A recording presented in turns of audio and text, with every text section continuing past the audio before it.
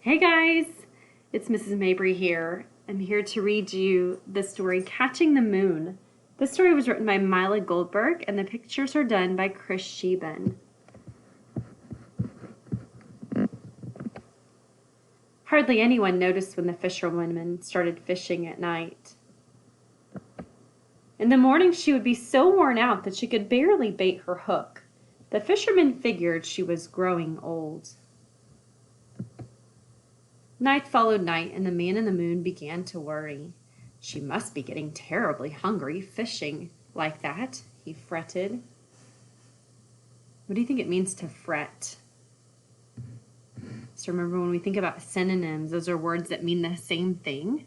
And so a synonym for fretted is worry. So if you're worried about someone, you're fretting over them. So the man in the moon seems to be fretting over the fisherwoman. Remember, in the night sky, a lot of times if you look up, it looks like there's an actual face in the moon. And so people call it the man in the moon. As she sat beneath the moon-bright sky, the fisherwoman felt a tug on her line. "Oh, skunk feathers," she grumbled when she saw what she had caught.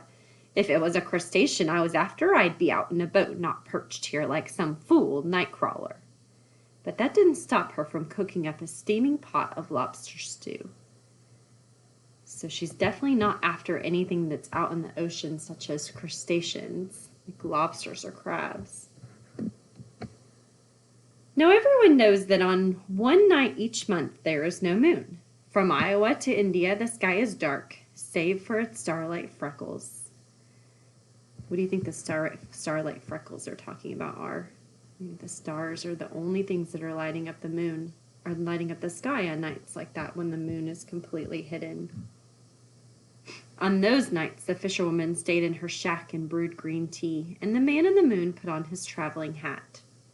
So she doesn't fish when the moon is not out. She was not one for entertaining guests. "What is it?" she grumbled to the round-faced man who appeared at the door. "Sea cucumber sandwich," he gleamed in reply. She didn't plan to let him in. She didn't expect to nibble his sandwiches. And she certainly didn't suppose she'd find them so delicious. As it happened, she and her visitor shared a fondness for tea.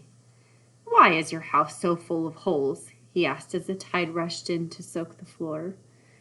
"Who on earth wears nighttime sunglasses?" she answered. So neither one of them are answering each other's questions. She asked him a question in response to his question. Just then a wave came crashing through the door, soaking their shoes, upsetting the table, and knocking the kettle and cups to the floor. "My tea!" cried the fisherwoman. "My heavens!" cried her guest. "I'm afraid I've caused a mess."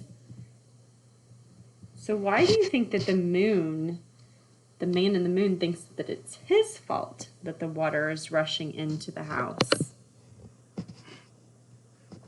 So if you know anything about the tide, about the waves and the water, that its movement is connected to the moon phases. And so the moon has left the sky and he feels like maybe it's his fault that the water is following him in.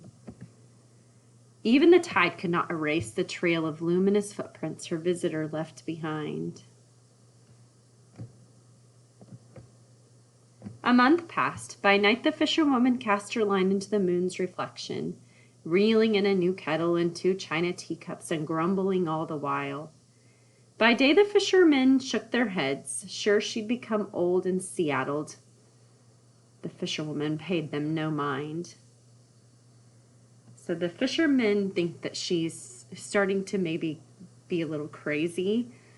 So when you're addled, it means that you maybe are kind of losing your mind a little bit. So they don't think that she's really in her right mind. Maybe she's being a little bit crazy by fishing at night.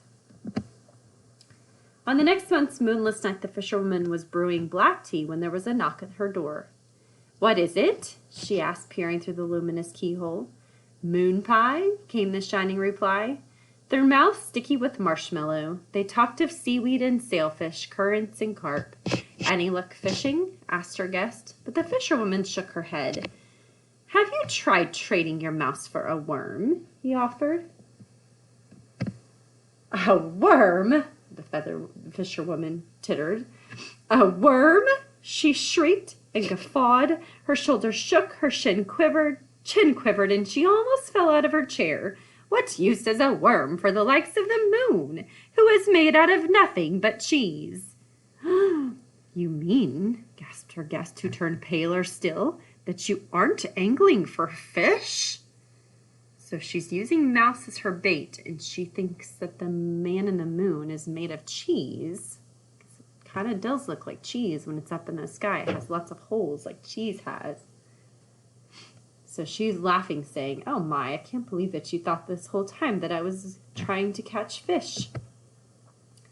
And so she confessed what no one had guessed. She spoke of the troublesome tide. Every day it nibbled the piers and shacks, carrying bits and bites back to sea. High tide is a greedy gut, she cried. It won't stop gobbling until our shacks and our piers are nothing but wormy old driftwood. The fisherwoman knew that the moon controlled the tides. With my trusty mouse and his nose for cheese, I'm sure to hook the man in the moon. And once I do, I won't throw him back until he's agreed to keep the high tide away.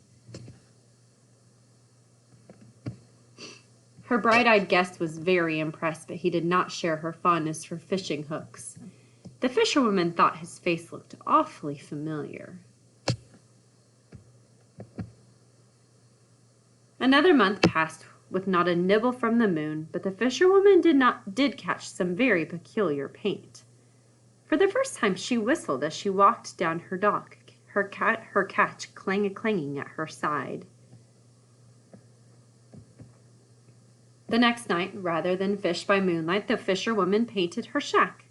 Moonbeam, moonbeam, keeping away the tide, she sang as her walls took on a familiar glow. Thank you, she called up to the man in the moon, but of course he couldn't hear her. The next moonless night, the fisherwoman opened her door before her friend had even docked his boat. Yellow tea? She asked with a smile. I've brought the coral honey, he beamed. Perhaps the honey combined with the calm of the sea, or maybe it was the kettle and the wash of warm voices, but that night's tea was the best they'd ever tasted. Since that grand moonless night, turtle babies have grown up to lay eggs of their own, dolphins have swum to Bali and back, and hermit crabs have shed their shells too many times to count. Generations of salmon have swum upstream, sharks have lost and regrown clutches of teeth, and an amazing thing has happened.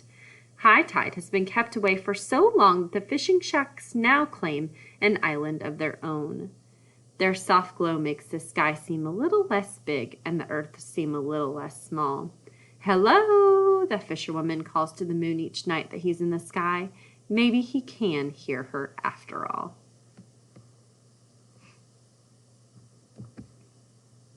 And so here the author has chosen to put their dedication page on the very back of the book.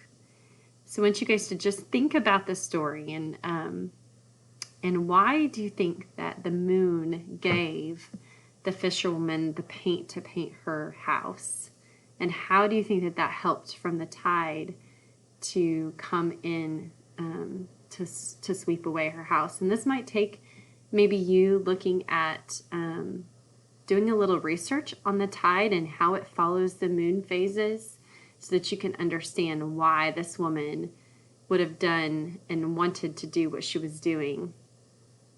And in return for her working hard to change things, how did that help her community? And actually, how did that help the ocean environment?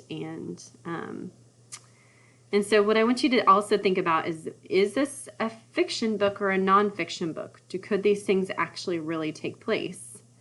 So it has ideas of real things happening, like the ocean tide and the man in the moon and things like that that we know about, but the story isn't actually real, right? And the photographs, the pictures are paintings or drawings rather than real photographs. So those things tell us that it's a fiction book, not a nonfiction book. So think about what you think that the author, their big idea of writing this story is. What do you think that they want you to think about mostly after reading this story? What kind of theme or big idea is the author trying to give you?